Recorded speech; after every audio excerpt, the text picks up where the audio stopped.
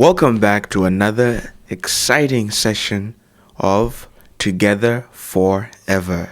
I'm your host, Dumisani Mfune, and with me in studio is Mandla Lupondwana.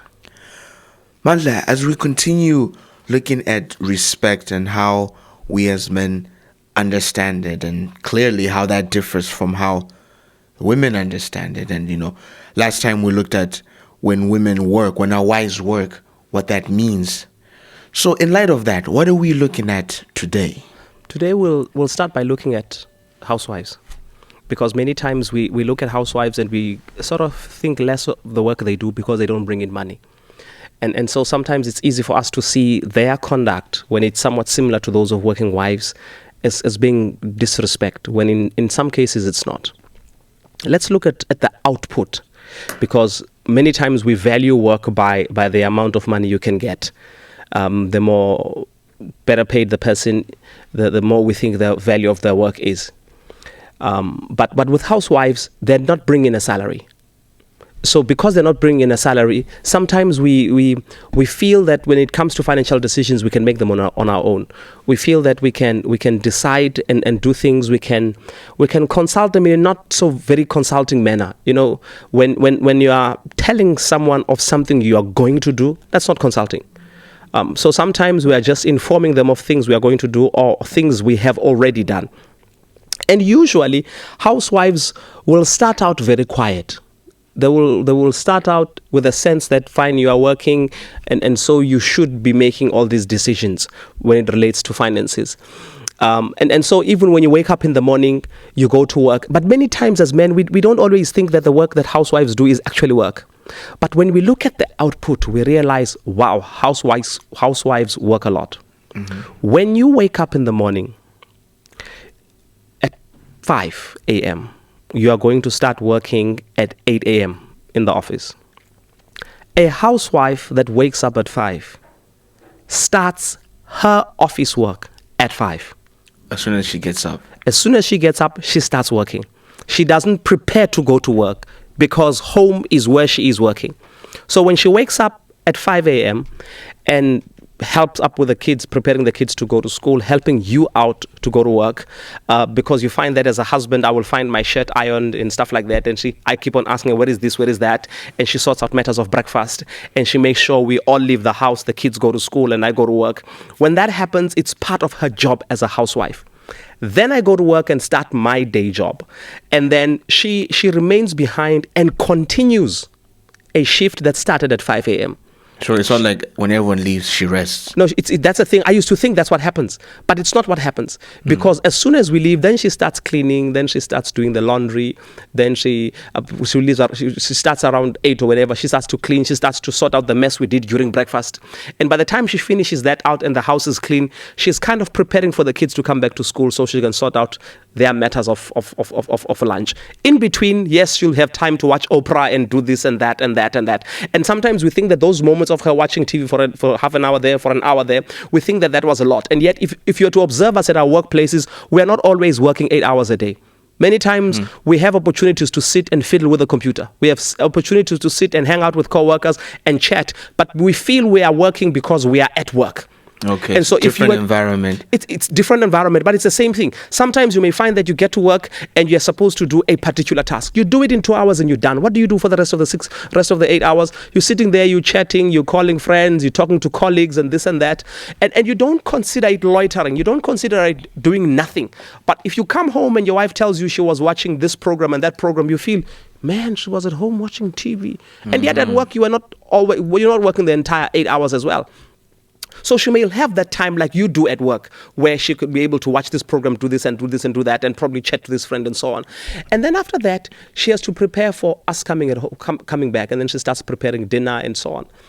When I come in from work, she has also been working the whole day, as I have also been working the whole day. Mm-hmm.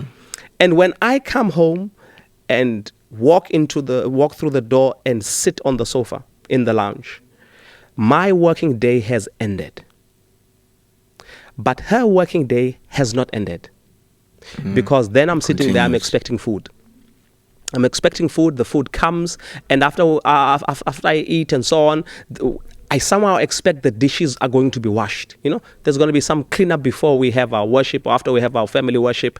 And then we go to sleep. Now, she has to also sort out the kids going to bed and so on. So you'll find that sometimes I will end up going to bed before she does.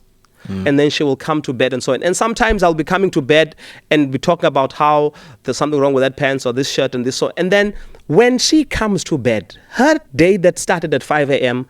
is probably ending around 10. That is her working day. Now, when you look at the output, energy-wise, man, it's a lot. And imagine, you are coming, you've had your 8-hour day. Yes, you had your morning. You also woke up the same time she woke up, and you're probably sleeping around the same time she's sleeping. But it's different. To you, it was not work. She had one long shift.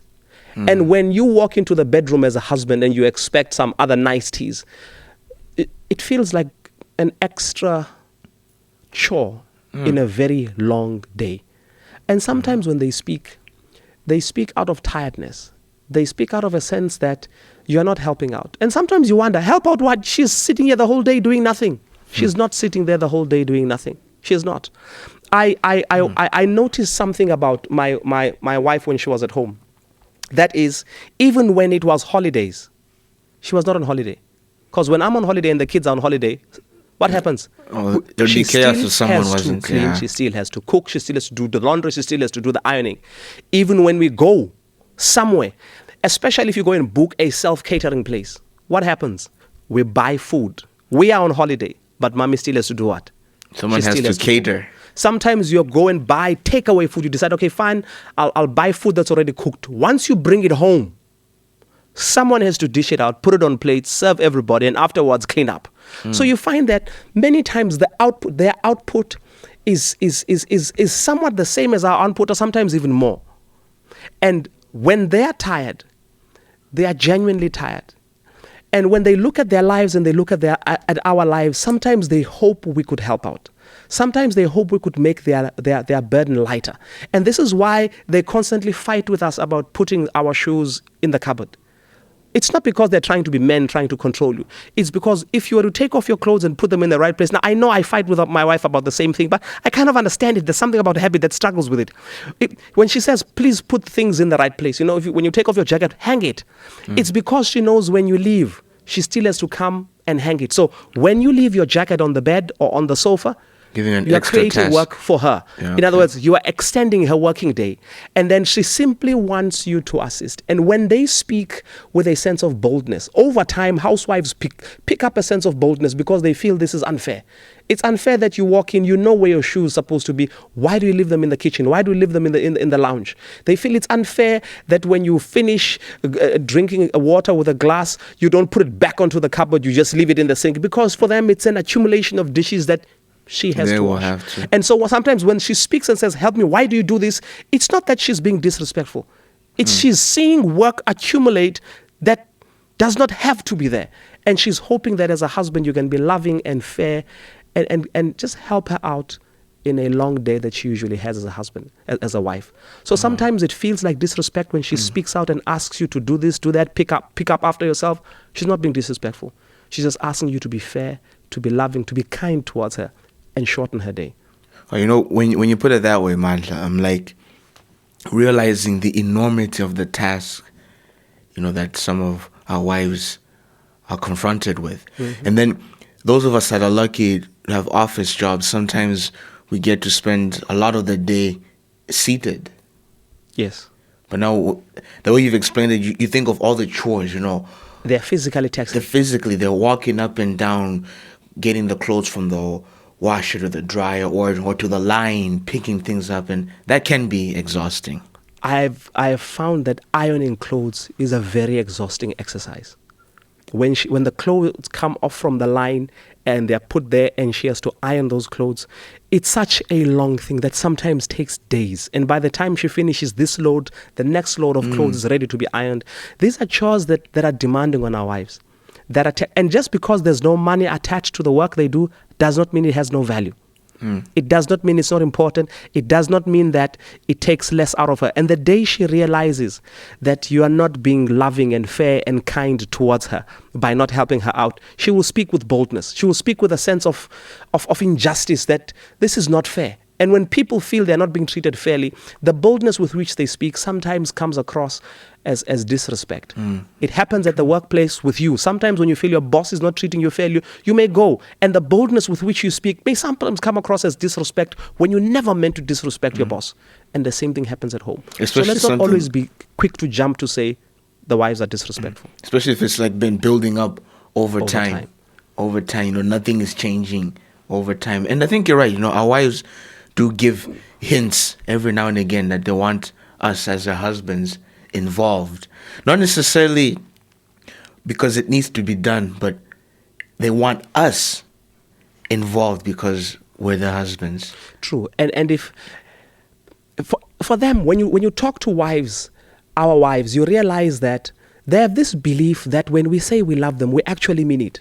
And so they sit there and they wonder, this man loves me. But why would a man who loves me let me die under this huge burden of work? Why wouldn't he help me when he can? It's not that he can't. He can. Sometimes the wife will say, I'm not asking you to cook. I'm simply asking you to clean up after yourself. I'm simply asking you that when you take off your clothes, you put them in the washing basket. That's all. I'm asking that when you finish using something, you put it back where it belongs, because when you leave it where it does not belong, it's for her to pick it up. Sadly, Mandla, we're out of time, but that is very true. Guys, remember, we have a responsibility to help our wives. It's only fair. Put yourselves in their shoes and just think of what they go through day in, day out. So let us help. Until next time, I am Dumisani Mfune. And I'm Mandla Lupondwana. Thank you.